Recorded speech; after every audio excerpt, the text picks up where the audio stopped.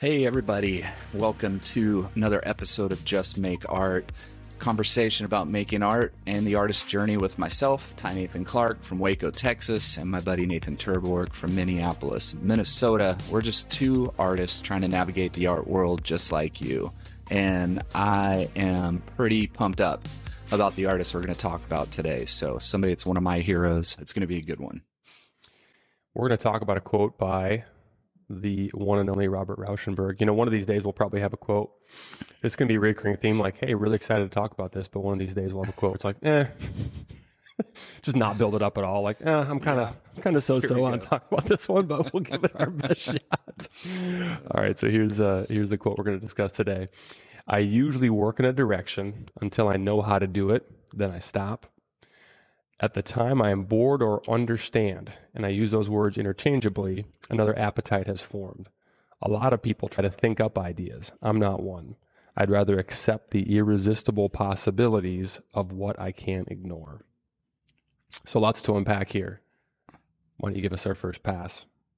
Yeah, and that quote makes a lot of sense. If you're a Rauschenberg fan, if you followed his career, you know that he's definitely a guy whose appetite is constantly changing from one form, one medium to another, from painting to sculpture to prints, photography, performance, dance, which a lot of people don't really know, his performance and dance stuff, that spanned over, 60 years, and he really jumped onto the scene during the AbX movement, but is kind of known as a neo-Dadaist, as a pop artist, worked in what a lot of people would call combines, which are like assemblage art, big collages, three-dimensional stuff. Black Mountain College in North Carolina, working under Joseph Albers, to collaborators with John Cage, the composer, to his dear friend, Cy Twombly. And then, of course, just the dialogue that he and Jasper Johns really shaped in their time together and their friendship is probably what most artists really recognize as that relationship with he and Jasper Johns, and the way that they really influenced each other in each other's studios and sharing studios and back and forth, and just that relationship of a true artist peer. Yeah. Right. That is so influential in all you do. You run the ideas by them. They critique your work. You're in this constant dialogue on how to grow and how to change and how to develop. And, both of those guys were in that realm of, I'm not going to be thinking up ideas. I'm just going to work. And when I can't ignore something, I'm just going to dive into it full force. Right. Yeah. Yeah, it's interesting. I think I definitely, in learning more about Rauschenberg, and I watched a couple of documentaries and gobbled up as many interviews on YouTube as I could find. But I definitely, I feel a kinship with his philosophy and just approach to the art making process, and almost everything that I've read or heard him say, it's like, oh yeah, and he speaks. You mentioned this when we were preparing, but he speaks so eloquently and poetically. It's there's so many just gems, that we've got to mine. So we'll probably share a couple more of those as we go through here today. But yeah, it's interesting. I mean, just in kind of breaking this one down, that there's so much just in this one quote, but I think, just going in kind of chronological order, I think that at the time I'm bored or understand, and using those two words interchangeably, that's something for me that like immediately just, yes, that I get that, completely, like, understanding, is boring, or when you get to a certain point. Yep.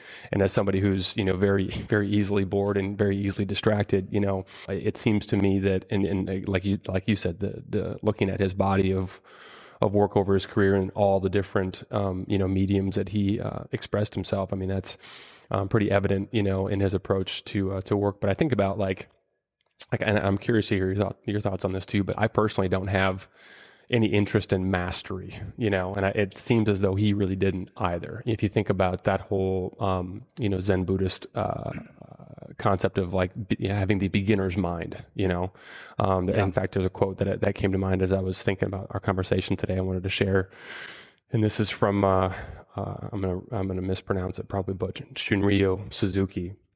In the beginner's mind, there are many possibilities. In the expert's mind, there are few.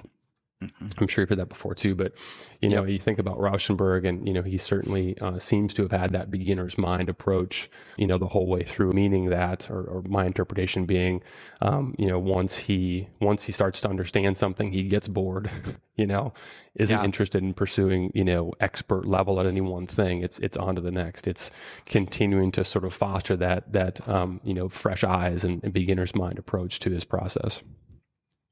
Sometimes we create things out of necessity, right? And so it's like that beginner's mind is nothing's off limits, right? The person who leaves the beginner and starts to become more advanced kind of focuses more in on, like what you said, mastery. And, oh, okay, I got to use the best oil paints now. And so I don't invent things because I don't have necessity, right? I don't have this forced, thing upon me that I have to use coffee this week because I cannot afford to go out and buy brown or burnt sienna to use in my painting. Right. So it's like, and I was watching another interview with Rauschenberg late last night, and he talked about, you know, the question was, you know, why did you use so many random things in your work? And he said, well, you know, economy. Is why I did it. You know, I started doing these things because I didn't have the money. So I lost my car. You know, he says in this interview with Leo Castelli, his art dealer and friend, he says, I lost my car. And so I had a blanket that was over my car that kept the radiator warm in the winter when it was cold. Right. And so I used that blanket to paint on, you know, and I think Leo said, that's mine. I have that, you know, and he said, oh yeah, you do have that. That is yours, you know? And so, but it's like necessities. Like I used a towel to paint on and create on. Have you ever tried to use a towel? It's hard. But it also takes mattress, away the board from that same conversation. The mattress. Yeah, exactly. What was the concept? It's what I had around, right? Necessity, what I had around. The mother of invention. Yeah. Yep. Economy is why I started. And I think those conversations give you permission to use whatever the heck you want when you're working, right? And I do that. Like I run out of certain things and I go, okay, how in the world can I convey this message? Okay, let's use cardboard. What do I have in the studio around me that I could bring into this piece and make sense of it? And that helps me not get too bored as well, right? Totally. Because I've gone back and looked at old series of work and gone, man, I really like the direction I was going there. Why am I not doing that anymore? And I go, oh, well, because it was done. Right. I got bored. Right. So that same part where he says, I work in a direction until I know how to do it. Then I stop. If you keep working in the direction you know how to do, you're never going to grow and your work's just going to be boring. Well, there's so much excitement that comes from, you know, I love working with anything I can pretty much get my hands on. There's so much excitement that comes from just a new material and not knowing how it's going to behave, right? Just being like, we'll see how this goes. We'll see what type of marks this makes and how, you know, everything interacts. You know, that was another quote of his I wanted to bring up. So perfect introduction to that. But, you know, he said, I mostly work in trash. And this is from that same interview, by the way. We'll link it in the description, but fantastic interview that's on YouTube here. But I mostly work in trash. And I love this. The idea of a beautiful piece of silk or beautiful color consumed with its own vanity didn't interest me. Isn't that great? Like, you know, the idea that this material, a beautiful piece of silk or a beautiful color, consumed with its own vanity. In other words, I mean, the way I read that is like, you know, something that's already inherently beautiful, just not interesting. So just that whole idea of working with, you know, so many different materials and trash is really interesting to me.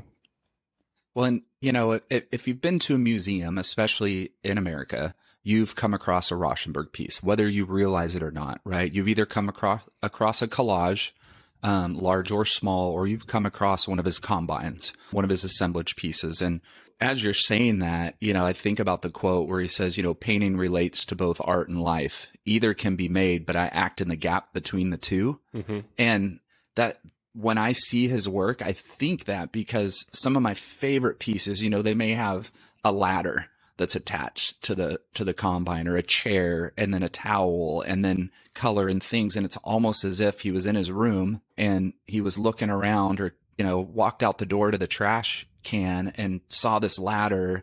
So it's like he's combining this gap of life, what exists, what's out there, what is tangible, but then kind of his life as he's piecing together, his philosophy behind his work and how he lives and how he interacts with the city, with things that are created and made, and how he kind of brings those two together. Yeah. And the more you watch Rauschenberg talk, he's a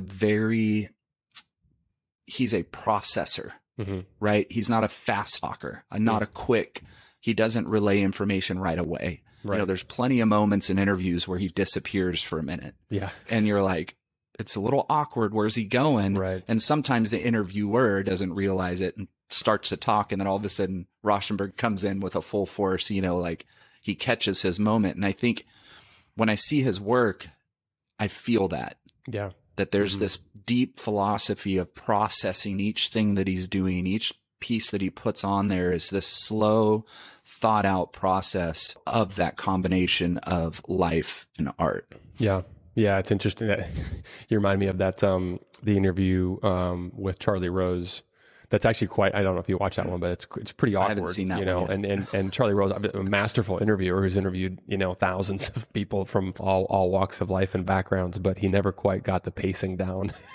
Because right as as Rauschenberg was about to sort of, bring it home or catch that next wave, as put it, like, Charlie Rose is just trying to, pull out, kind of the next thing. But that definitely, I like that you said that. That definitely does speak to the sort of intentionality around, his ideas. And that's kind of the next part, as we kind of work through this chronologically, I guess, is just, I love that whole idea of appetite. And I wanted to talk about that a little bit. Like, another appetite has formed. So this is something where, as a recovering addict myself, and knowing, his struggles with alcohol and his struggles to get sober later in life, I think there's something about that appetite for more that whether you happen to have that particular background, or not, but I think that's something that a lot of artists share. We can call it, sort of that insatiable curiosity, of, I wonder, what if this, and I think that when you're open and when you're curious, which I think is probably one of the most common characteristics that, creatives of all types,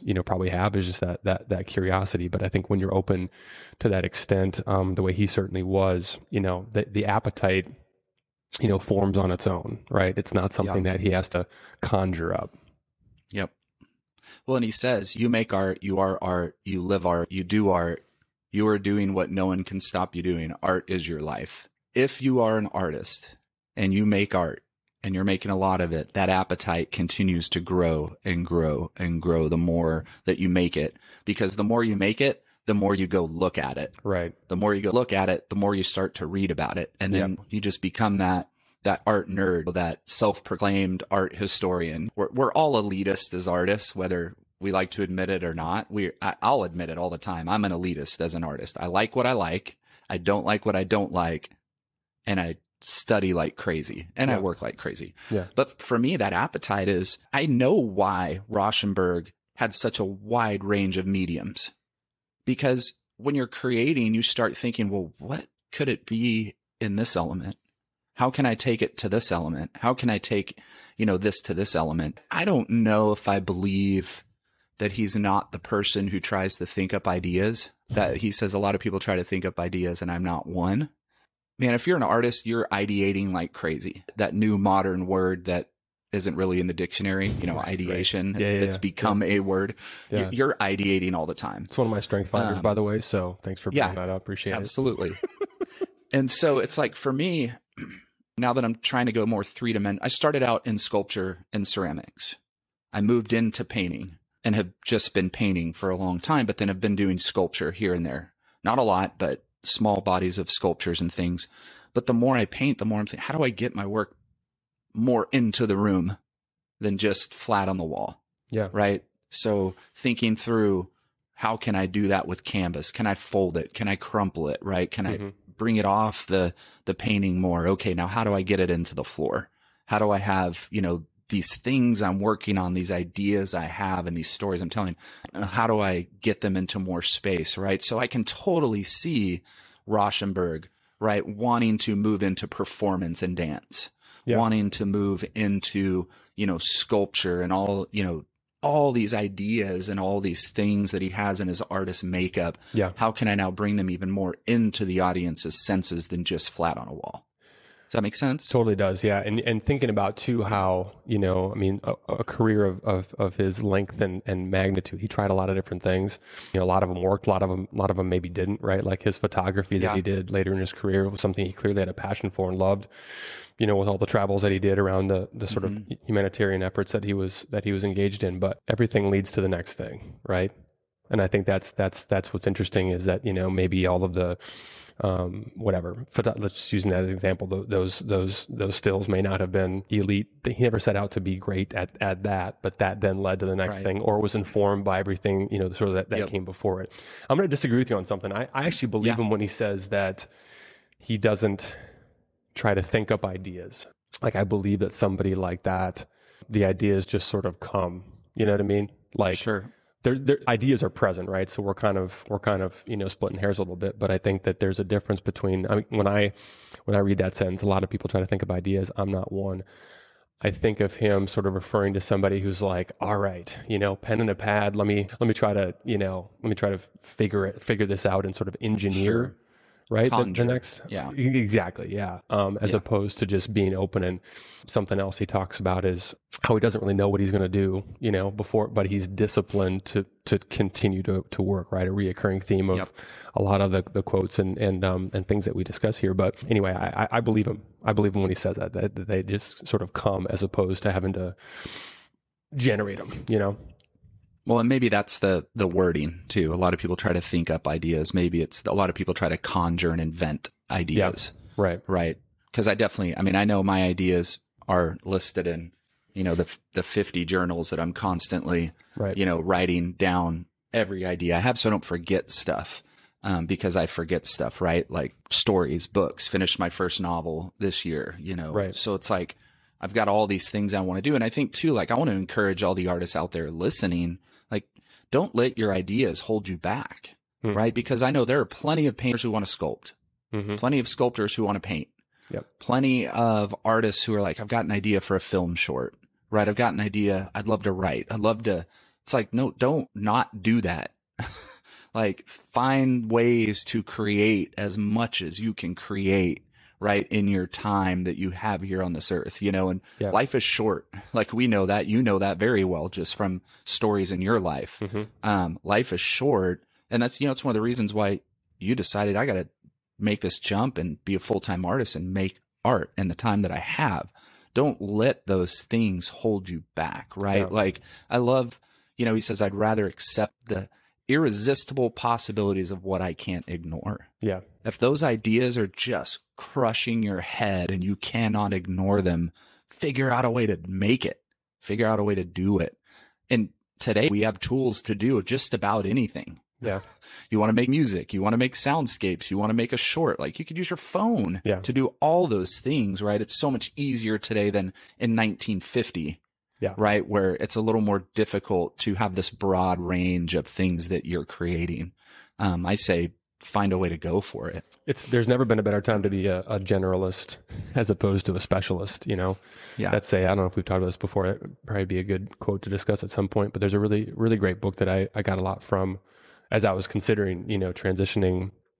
But it's a book called Range by David Epstein, I think, is the name of the author. But anyway, the basic premise is that it's the generalist who has a taste or a broad range of experiences and backgrounds that can sort of find the intersection, and pick out some of those, novel uses for, concepts that make a ton of sense in other spaces.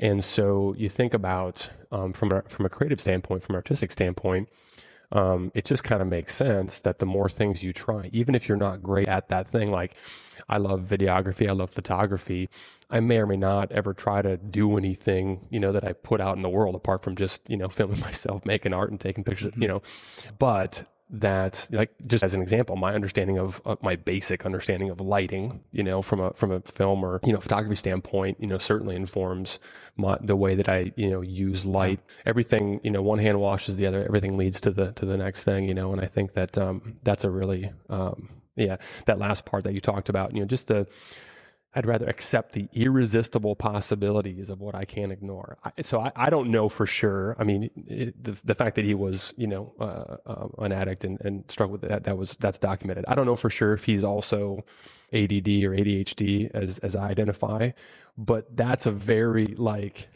ADD sort of thing to say, right? The irresistible possibilities, and that's, I mean, personally, again, why I feel a kindred spirit to so many of his philosophies and ways of thinking is they are irresistible, it's really, and I think that's probably a characteristic. The more I've had a chance to get to know and learn about other artists, that seems to be another common thread that not everybody shares, but certainly just an excitement of the mundane, or the easily distractibility of, oh, I wonder about this, or I wonder about that he certainly had. There's a quote that's another one of his that I wanted to share, kind of along this same vein, but he said, "I really feel sorry for people who think things like soap dishes or mirrors or Coke bottles are ugly, because they're surrounded by things like that all day long, and it must make them miserable." Yep. And I think that's just fantastic. I know that quote as well. It's great. It's like, it's like kind of back to that whole, idea of not necessarily wanting to work with materials that already had were already beautiful inherently, necessarily, or considered, to fill in or, meet the standard definition of beauty, but that's just one of those things, that when you're willing to, chase your curiosity and try different, I mean, that's one of the things, I shared this with you the other day, but how we got to know each other and originally meet with me, being in your mentorship program, that was one of the biggest things that attracted me. And I was like, I want to apply, I want to learn from this guy, because I looked at your body of work and I looked at the diversity of materials and mediums and different things that you had worked. And I said, okay, this is somebody who, can definitely, who I can learn a lot from, because I'm still figuring things out, but one thing I know for sure is that I'm never going to be, the artist that finds one thing and just, does that one thing, indefinitely. No disrespect to people that have found their thing and mine that, indefinitely, but I know for sure that's not gonna, be me. So, anyway, I love hearing Rauschenberg talk about just the irresistible possibilities of what I can't ignore, because to me, that's a really empowering thing to realize, oh, okay, what was, back to the ADD thing, what was a limitation to me, certainly in other areas of life, is actually a tremendous strength that can be leveraged, especially in this creative space. Sure. Going back to you just talking about, my bodies of work and things, and just from a studio perspective, I really identify with what Robert Rauschenberg says in that first part of working in the direction till I know how to do it, and then I stop. Yeah. When I first heard him say that, it hit home for me, because I don't know how I got to that point. Maybe because I just spent so much time when I really went full time in the studio to studying and listening and watching and learning from, as I call them, my dead peers from the past. And, I really made that a part of my practice. It just became part of it. I wouldn't say I made it. It became part of it. I will jump in on a direction and I will go full force and make 20, 30 paintings, in that direction, each one hopefully growing after the next. And, a lot of them failures, some of them successes, very few great, very few, hopefully some. I'm sorry, that was a wrong place for me to agree with something. No, that's perfect. That's the support we need from our artist peers. But all of a sudden I get to this point where, like Bobby says, he's bored or understands it.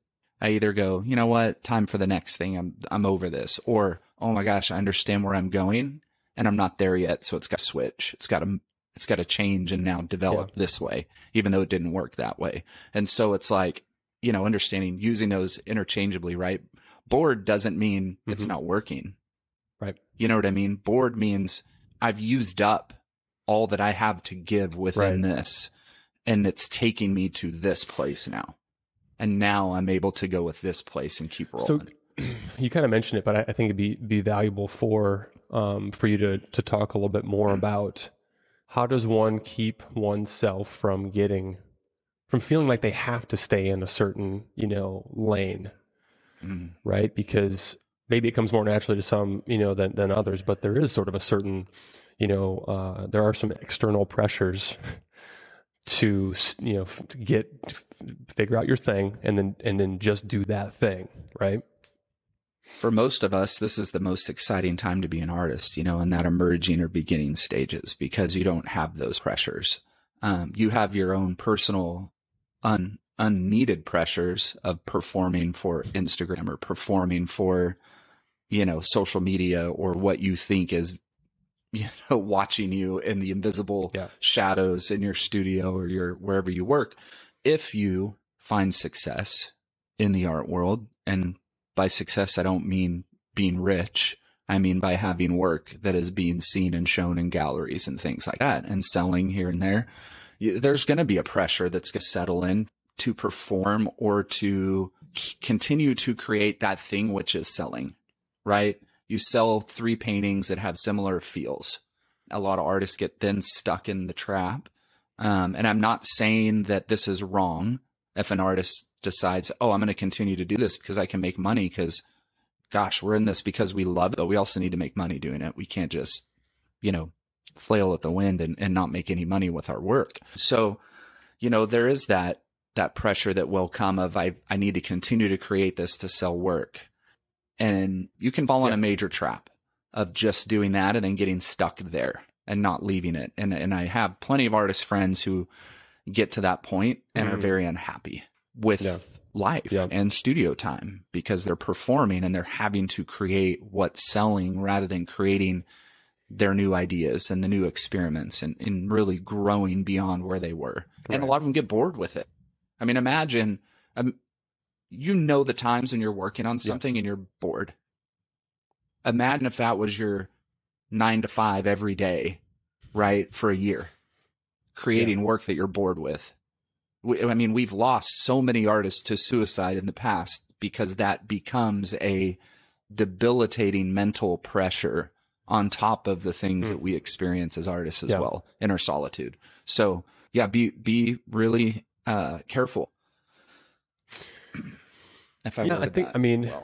It's interesting too. I think, one of the things that I think is so inspiring about just the opportunity to be an artist is the lifespan of, apart from, obviously lifestyle choices and, play into that, but you see so many artists that continue working, most, right, until they die.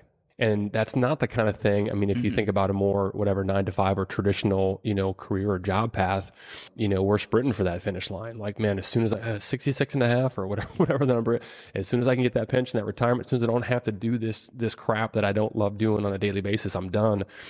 Art should never be that, should never be that way. And of course there's going to be mundane aspects of the day to day. Like, I freaking hate, cleaning up and organizing and all of the stuff around, emails and whatever, all the stuff that goes along with just, being a professional at whatever you're trying to do. But the work itself, should, for the most part, really energize you, and I think it's evident in Rauschenberg's work that, he was excited to keep creating, as long as he lived. When it's funny to me to always think back to going, yeah, but he had Jasper Johns and Cy Twombly in his studio every day. Right. And so, but you're like, but wait, not many people knew who they were at that point. Yep. Maybe they, were in Betty Parsons' gallery and getting, some big shows and things, but the way they're remembered today is nowhere near how people viewed them then. Right. And so you think about, yourself as a young artist, and, we'll always say we're not talking age. We're not talking young as 20, like we're talking work, young artist, immature, mature. They were young artists then, right? They were immature in their work. They're feeding off of each other. And here you have Jasper Johns, Cy Twombly, and Robert Rauschenberg, who are in each other's studios, traveling the world together, discussing things. Some of my favorite photographs of Cy Twombly, the black and white piece, photographs, were pictures that Rauschenberg took in Rome. So it's like, they're in the same place that we're in. right? Today, when you're visiting your buddy's studio or your girlfriend's studio or your friend's studio and you're hanging out together and doing these things, like, man, that's what they were doing then. But yet, because we know them now in our history, we look back and go, what? Are you kidding me? But they had no idea they were going to be where they are today. They had no idea, but they stayed with it, kept working, kept experimenting. I mean, I've been in rare form this week in the studio. Like, I mean, I've been dancing and just like so full of joy creating. And I've had a couple monumental failures in experiments in the last week, like monumental, trying to work with ash and acrylics and make texture, and it didn't bond well and it all cracked. It was great when it was wet and it looked fantastic, but it all cracked, and so they're done, right? I may hold on to them. I may toss them. I don't know, but I've still just been in this state of joy and just, Lou Reed cranked up to 11 and dancing in the studio and just having a blast, ton of Bowie records on and just like enjoying life. But then there are the moments that there's the weeks where it's just like, I feel like I weigh, have 600 pounds of lead on my shoulders when I walk in the studio and I'm dragging my feet and not knowing what to do. And so it's funny you mentioned Bowie. I just last night I rewatched The Life Aquatic with Steve Zissou. Oh yeah, the Wes Anderson. Yep. And I've been on a Wes Anderson kick because have you seen The French Dispatch yet? No, not yet. The new one. It's definitely. I mean, there are a lot of art references. Yeah. In one section in particular, that's just fantastic. But the Sayal Jorge Bowie covers and The Aquatic, so good. Yeah, just fantastic. So good. So that's good. what made me think of that. Yep. But you talk about your time in the studio, and this reminds me of something. I had a chance to obviously be with you for a couple of days and visit your studio a couple months ago, having seen a lot of your work, of course, on a screen and online, but having a chance to really get my nose in it and see it. And you got some work there from different periods, which was really cool. Some from quite some time ago. Yeah, I wanted to ask you about this because you've been at this a lot longer than I have. Something you said earlier, and feel free to correct me because I'm going to miss, whatever quote you, but you said something to the effect of, once I take something to a certain point and then I decide to, move on from that.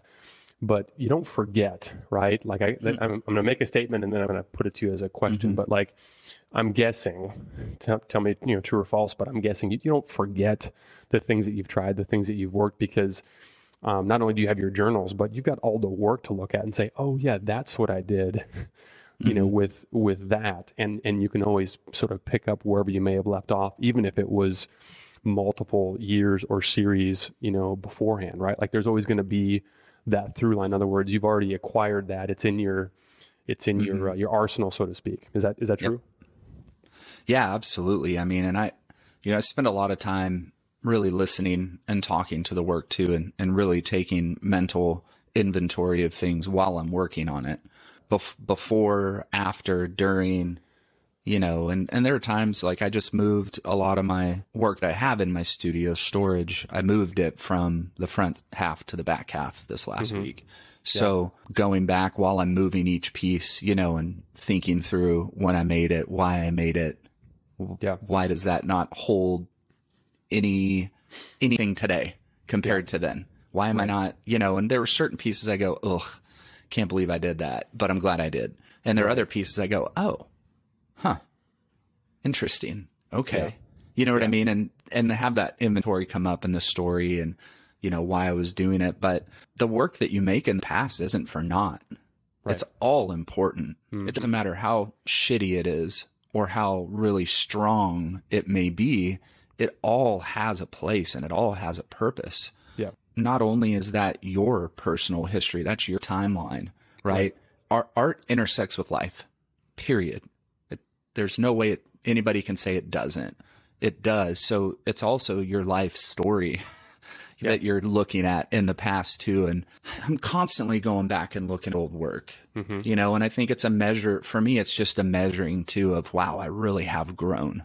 Yeah. I really have grown from 2014 or 2016, 2017. And I go, man, I made a lot of work. I think that's one thing I always look back on. And I'm always think I didn't make that much work this year. Man, have I even been doing anything? And then all of a sudden I look at my inventory list and I go, whoa, I made a lot more work than I thought I did, which I think is a good thing because it means that mentally I'm so focused on what I'm doing I'm not really realizing the output. Yeah. Because I'm just constantly accepting those irresistible possibilities of things I can't ignore, and I'm just rolling with work. Way to bring it full circle. Well done. That's one thing too that you definitely helped me with was I think, and I'm sure we'll talk about some Austin Kleon quotes at some point, but just the idea of sharing your work, but whether or not you choose to share it. I've become a big proponent for capturing video. Again, whether or not you're going to, post it or share it, but man, that's like game film.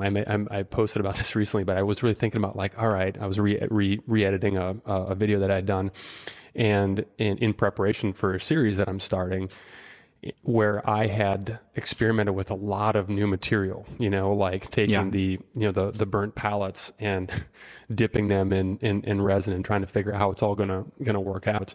And I'm not somebody who's like, my process is far from scientific while I'm doing it. I'm not freaking taking notes and measurements, you know what I mean? Yeah.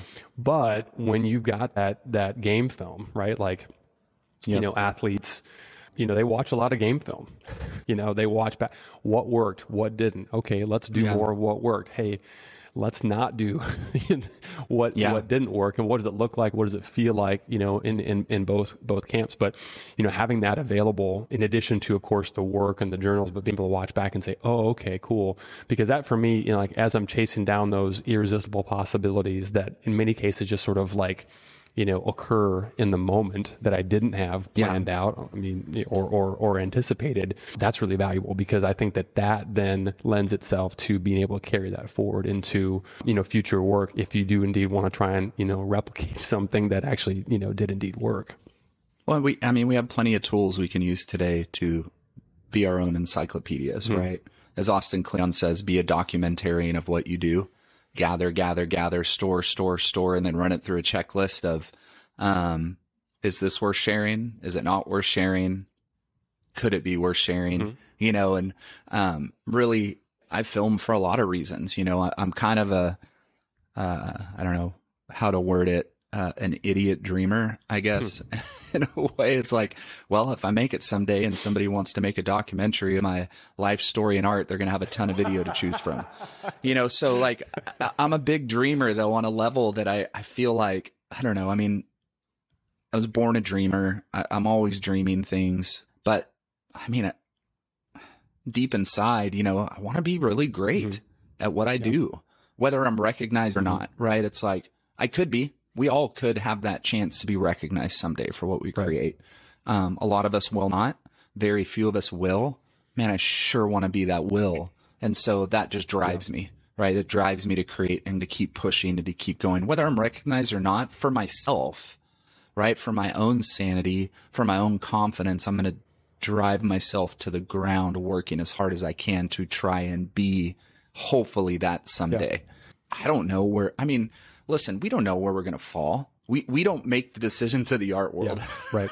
We're so far removed from the decision makers that it's insane. But I do believe that if you work your ass off and you continually put time and effort into growing and experimenting and trying to find something in there, and you put it out to the world in as many opportunities and ways that you can today, there's a chance. You're giving yourself a lot more chance to be recognized or be found if you're not putting it out there to the world. Yeah. It's in that conversation of the video, the interview we watched with Leo Castelli, the interviewer asked, how did you get into the Betty Parsons gallery? Yeah. Right. And he says, oh, well, I walked in there with all my heart. and I said, hey, Betty. And she said, I only look at work on Tuesdays or something like that. Yes. He goes, well, I'm here. And she looked at his work and went, would you be willing to pretend it's a Tuesday?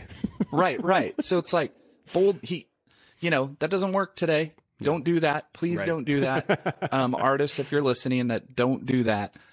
But the boldness, right? Yeah. Like that boldness of, I'm going to take my art to the people that notice art. Right. We have a lot of different ways we can do that today intelligently, not like the dumb artist. Sorry if I've just tabbed any of you listening. Don't go into the gallery. Don't go find the gallery owner. and tell them you're an artist and ask if you can bring your art in from your car. Yeah. Unless they invite you to do that. Right. And maybe we'll have an entire episode just discussing those things, down the road with some good quotes about how to actually do that well. I like that though, as we kind of wrap up and bring things into the more, sort of tangible takeaway, category. Just that, I'm just thinking about what we're doing right now. Just like, we have no idea if anyone's going to be interested in, as of recording, we have not posted a single episode. Yeah. We have no idea if anyone's going to be interested in this, or if we're going to be able to, if this is going to go anywhere, but it's worth trying. We both enjoy having conversations about art and are willing to put it out there and just kind of see what happens. Right. So, I think that irresistible possibility, if I were, I'll turn over to you in a moment for last thoughts here, but I think if I had one, it would be just encouraging, anybody who's got a desire to do anything creative, like, keep chasing down those irresistible possibilities of what you can't ignore, and don't be afraid, to try things that may not ever work, because as we've discussed this entire episode, you just never know, what's going to hit, what's going to light that fire or ignite the next thing that could be the thing, right? Even if the thing you're doing at that moment may not end up being quote unquote it's all positive momentum, in the direction that you're trying to go. Well, and to piggyback on that, make your own opportunities. You can make your own opportunities before opportunities are created for you. Yeah. Do a house show. I did a house show here locally last year with a group of friends of mine.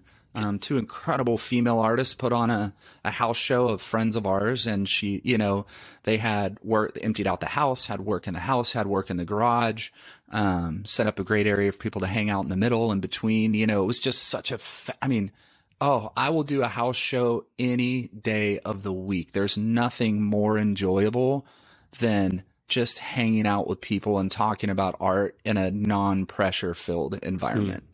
Where it's literally just focused on the art, nothing else. Yeah. It's not focused on work selling, not focusing on, is the press going to write a good story? You know what I mean? It's like just fun, drinking wine, sitting outside, talking about your work, talking about the other artist's work, meeting people you don't know from time. Create your own opportunities. You can, I say this all the time to everybody, like, show work. Doesn't matter where it is. Cafe, restaurant, gallery. One of my former mentees, had her first solo show, in Germany, and she approached a restaurant. Hey, can I do a show? Mm-hmm. They said yes. And she had a solo show. Yeah. Doesn't matter if it's at a restaurant. Doesn't matter where it is. It's a show. A show is a show is a show. Fill that resume out. Create your own opportunities. Do something fun. Go set up work at a park and invite all your friends and do an outdoor show at a park. Like, create your opportunities. You can do it. Yeah. Yeah. And then back to what we said before too, right? There's never been a better time. There's never been fewer, sticking points or gatekeepers to, like, we didn't have to ask anybody's permission to start making a podcast. We don't, again, have no idea if anyone's going to be interested in listening to it or watching it, but nothing prevented us from trying, you and starting it, and just, you and I do this.